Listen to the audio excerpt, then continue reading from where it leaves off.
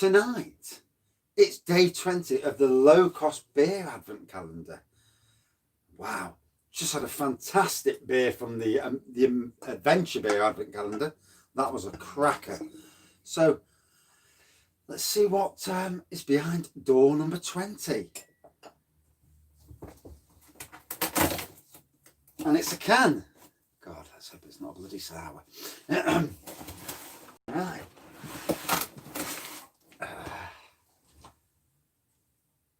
Right, so in my high wire days, a single malt English pale from a company name with a W. Oh, it's Wylam Brewery in Newcastle, 4.1%, an English pale ale. So there's the beer. And I love the hard wire thing. It's quite good.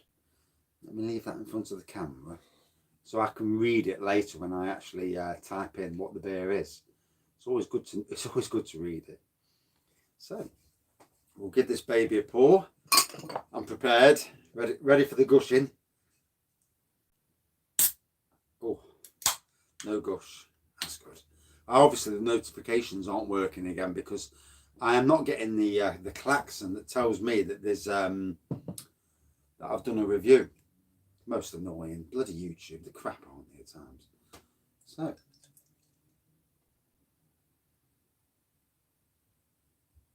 trying to pour it without getting a massive head. No, failed again. Yeah. Yep, I can't pour for love nor money. So yeah, we'll leave it like that. That's perfect. I do love my little shelf. So, golden pour. Well, golden, yellow on my side. Big fluffy white head. It will eventually go down. Subtle nose, tropical nose, but subtle. I can smell it. That's the one good thing. I mean, there's always that thing when you get a beer and it says it's such a thing, and you're there and you're trying to smell the aroma, and you're like, I can't smell bugger all. The worst beers are the ones you smell and you ain't got a clue what you're smelling, and you're like, what is that? And obviously sometimes you can't cheat either, but I'd rather not cheat anyway. So certainly hops on the nose with a tropical theme to it, sort of thing. 4.1%, so not too strong. So that's probably a good thing if I'm going for a third review. And it didn't gush, which is always nice. It's nice not to be gushing, you know. I do like a beer that doesn't gush. I don't like beer all down my legs. It's not nice. Apart from it, and then if you're drunk and you have beer down your legs, that's another thing altogether. But yeah. So, ooh, nice bitey on the tongue initially. Fizzled down though. Definitely more tropical flavoured. Oh yeah. Oh, quite bitey. You know you're drinking it. It's a bit of a statement beer. It's not a. I mean, the nose was quite subtle in a lot of ways, but the actual taste was more pronounced. 4.1%, we're talking sessionable. In fact, these days we're talking sessionable up to about 6% personally, but is that just a piss head coming out? I don't know. As my mates would say, oh, you drink too much. Then I go out with them and I'm the first one to fall. And I don't understand that either. I don't understand when you go out boozing with people that you can drink quite a bit at home. And some nights at home, if I'm drinking the same stuff all night, like when I've watched England play, I mean, you need a drink when you watch England play.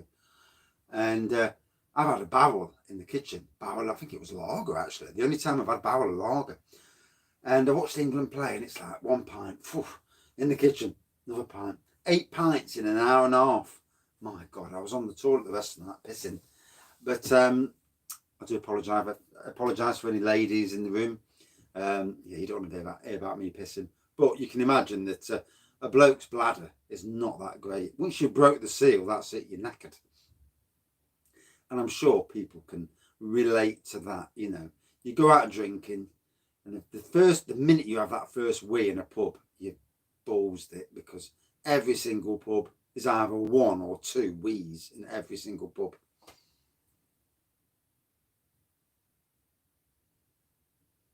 Yeah.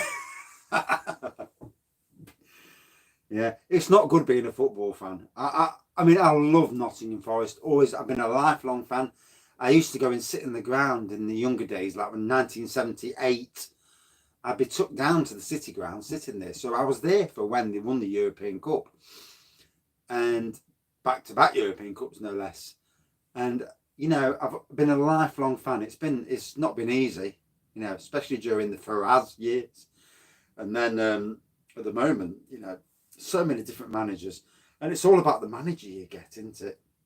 You know, the manager and the backing. I mean, to be fair, we've had some good managers, but they haven't had the backing. Oh, Forest were unbelievable then. Cloughy was at his peak then. I mean, he was some manager. Should have been the England manager. He'd have won the World Cup, because he turned a team of average players into a team. If you're working as a team, you can play better than more technically gifted players. It's like workers, isn't it? You're working with people you've worked with for years, and you know each other's weaknesses. Good evening.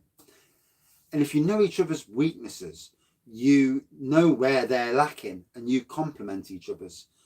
And at the moment, yeah, the FA won't like Clough. You know, you got to love his personality. Like when he says, "I'm in the top managers in the top one manager in the world," and you can't fault his bit of arrogance, really. But if you're good, you can be arrogant, can't you? A bit like when Cristiano Ronaldo, he's probably the world's best player, and he has been for some time. Although personally, yeah, because he wants to fucking stuff for any of their shit. I mean, personally, I hope Lionel Messi leaves Barcelona this year, comes to England, comes to Manchester City with Pep, and we see Messi. I mean, what is he, 33? If we see Messi in the Premier League and see how he cuts it in our league, and I think it will be the best thing for him. And for the Premier League, it would be an amazing addition. Can you imagine getting Messi here? Oh, Lionel Blair. Yeah. Lionel Blair, that's going back some time. He's dead now. God knows. I really ought to keep tabs on the news. I find it so depressing, the news, and they're all shit stirrers. BBC shit stirrers. They've done it all year. Not so much ITV, but certainly the BBC. With everything that's gone off this year, coronavirus, Black Lives Matter, and all these other fucking things that have gone off, BBC have really stirred the shit. And for me, I can't stand them. Can't stand the, you know, absolutely hate them.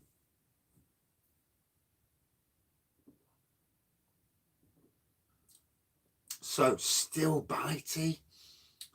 It's a nice pale ale. I've got to be fair, I'm not a pale ale fan. Not in the slightest. I always thought BBC were pro-Labour. But I mean, I like Keir Starmer, but he's in a no-win situation. I mean, to be honest, I don't think any Boris Johnson's in a no-win situation. Coronavirus is a no-win situation. Whatever you do, you're going to be wrong. Whatever you do, whatever decision you make, it's going to be wrong.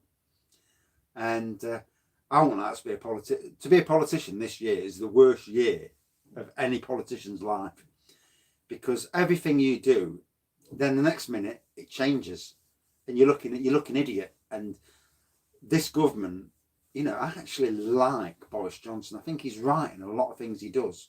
I'm not a Tory fan at all. And I'm not really a Labour fan these days. And Liberal Democrats, well, they shot themselves in the foot. So who do you support? None of them, because they're all shit. We need the raggy party. That'd be funny, wouldn't it? Yeah. No nonsense, straight down the middle. That's how we're doing it. Fucking stay to that. Sometimes you need just people to come out with common sense, don't you? Turn around to Europe and say, why are we leaving Europe? Yeah, let's all support Forest. Yeah. See where that gets you.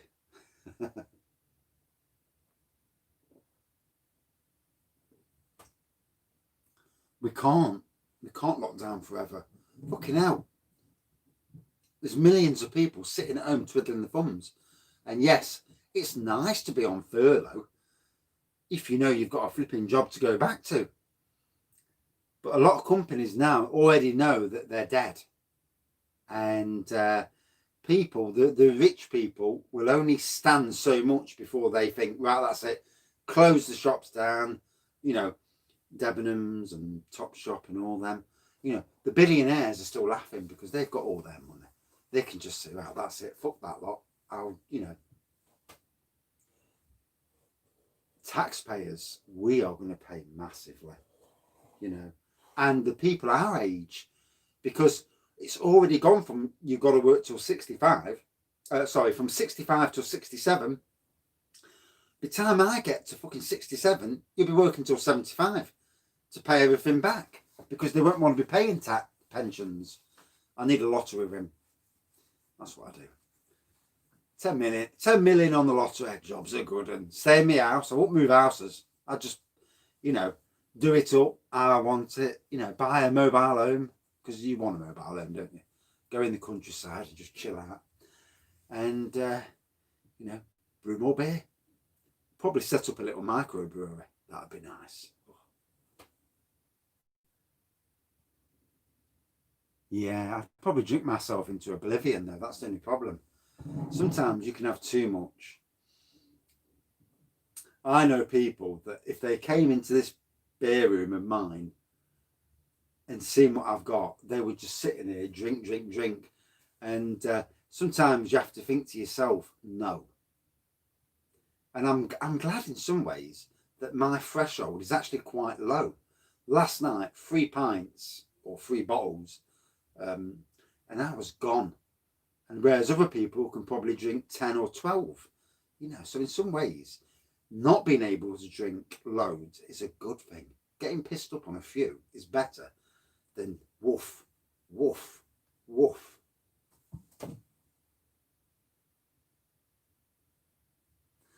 This is the thing, isn't it? You know, beer duty will, they won't lower beer duty for anyone, because they know that's where they're going to earn their pennies.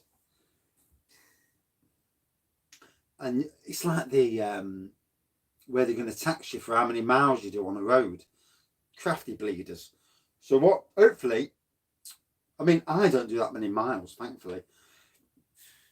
But it's, you know, these people who commute like hundreds of miles every day, fucking hell, you're going to be taxed to the hilt. Lorries. If they tax people for doing miles, then a lot of firms, including councils, will be paying a hell of a lot more.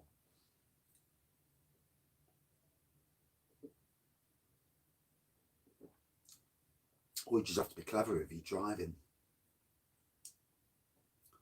Oh, certainly feeling it now. I reckon the first beer, the 6.8% is showing up now. And that's always a thing, isn't it? You know, with any beer, what you drank before and what you drink after always makes a difference.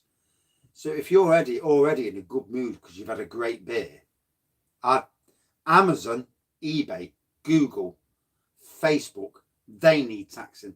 Those make a lot of money off British people, and they're not taxing them nowhere near. You tax Amazon a lot more. Put the playing field level so that Amazon don't get away with this shit they're pulling at the moment. Then online British firms, they'll all survive well. But at the moment, Amazon, it's an unfair playing field. You have to read the news and think to yourself, why the fuck are they getting away with that shit? I mean, you look at some of the self-employed. Some of the self-employed can claim tax for claim stuff back for buying a TV because they need a TV, buying their fuel. I travel to work. I can't claim my bloody fuel back. And I know I've got a friend who claims everything back, pays less tax than me, and earns triple what I earn. And you think to yourself, it's not very fair, is it? And also does a lot of cash jobs as well.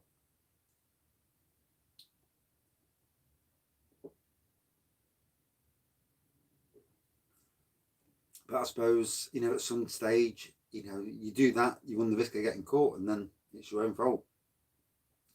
But if you see other people getting away with shit, then you're going to do it, aren't you? People will.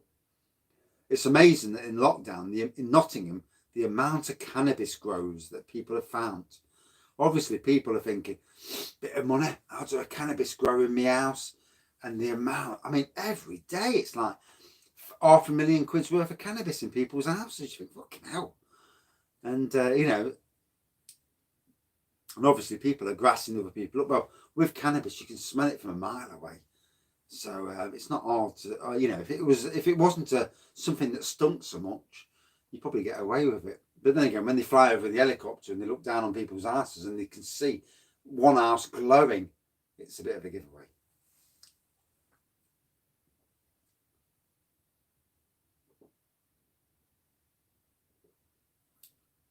Oh, 17 minutes in. You can tell I've had a drink because I'm yakking as usual. Although I daren't try an Imperial Stout tonight.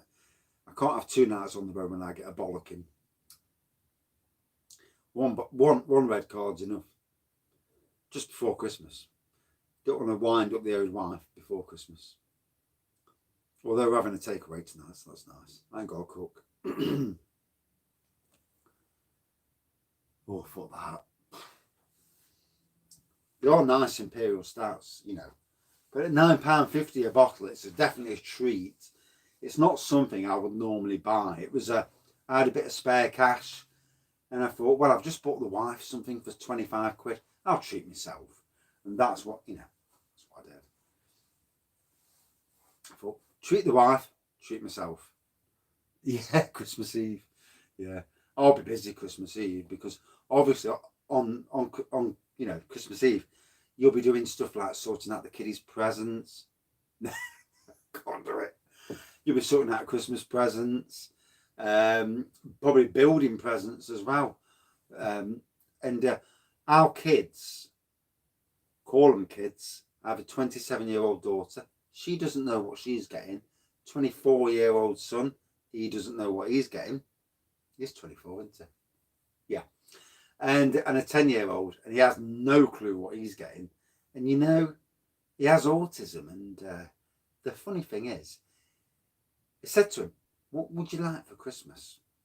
And we've always brought our kids up on this thing where, times are hard. We can only afford so much, although we always do better. We always manage to do better. Times are hard, we can only afford so much. So, don't be asking Santa for too much because we're not going to get it yet, And what he wants is absolutely minuscule compared to what we've got him. And we've had a better year than we anticipated. Obviously, a lot of people have had terrible years, and we never, ever go into debt for Christmas. Never have done, never will do. If we haven't got it, it's tough. The kids, and then we've always made the kids understand that. And I think it's a thing. Same with my wife and me. If it was just something like a couple of bottles of beer for Christmas, if that's all I can afford, then that's all that matters, And it's teaching that ethos to kids and saying, look, you're not getting a PlayStation 5 for Christmas because one, you can't get hold of the fuckers anyway. Pardon my French. And two, they're like £450 if you can get one for £450. you know, and so we learn them that, and luckily, all 3 children have been great in that way. They know that we can't afford it. Yeah, I mean, there's a lot of people who will borrow to the hilt for Christmas. My sister-in-law, she will buy all designer clothes for her daughter. And to me, it's all false. It's false economy. 1, you're spending more than you can afford. 2, designer clothes mean shit in the end of the day. As long as them clothes are nice, they look good. Yes, I know kids take the piss out of kids at school for designer clothes. But let's be fair, they're all wearing uniforms. So they're all wearing the same shit anyway. Yeah, it's society's strange.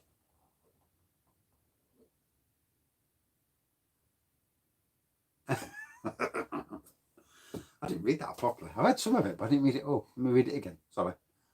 Fucking has it.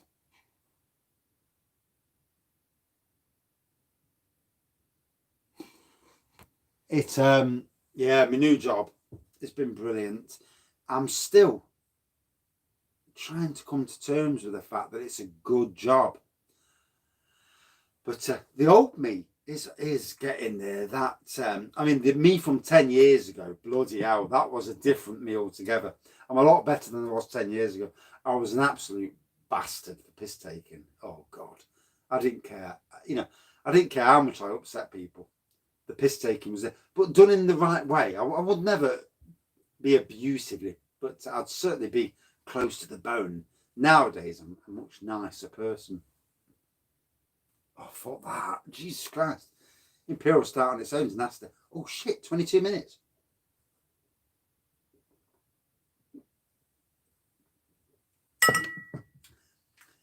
It's like being in the pub, isn't it?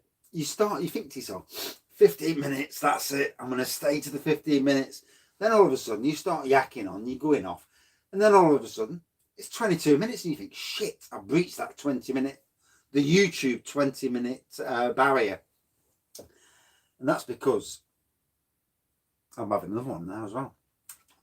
That was lovely. So, yeah, that was a really nice pale ale. Only 4.1%, but the previous beer was 6.8. And I reckon, that the beer's flowing now. One more, and then I will. One day I'll test myself, but I'll have to tell the wife I'm sleeping down the shed in case I upset her. That was really nice. Wylam Brewery is the brewery. In my high wire days. No, the next one's definitely not going to be 11%. It's going to be one of these babies on the back wall. That was nice. It was a nice pale ale. Good taste throughout. I've already forgot what it tastes like, but yeah, it was nice tasting. I enjoyed it. But obviously, throughout, from the beginning, you've heard what it tasted like, so I'm not going to go on. Good evening. I'm back on in a minute. I'm just going to kill this with you and I'm back on. That was a good tasting beer. Out of 5, about a 4.2 out of 5 for me. It was very nice, got to admit. And it certainly got me talking. And maybe talking too much, but, you know, that's what beers are about, isn't it? Drinking beer is about having a good time, chatting, and not getting coronavirus. I might do a blue monkey, you know. There's a blue monkey right behind, right there. And yes, I might do a bit of blue monkey. I haven't done one for a while, to be fair. So I'm up for a bit of blue. And that's it for this review. Thank you for watching. That blue monkey there. There. The funky gibbon. And yeah. Right, that's it for this review. Thank you all for watching, commenting. And if you refresh in about 2 minutes, it takes me about 2 minutes to do it all, I'll be back on. Cheers. Make sure you're drinking beer, because I can't be the only one getting pissed. Jesus Christ. Cheers.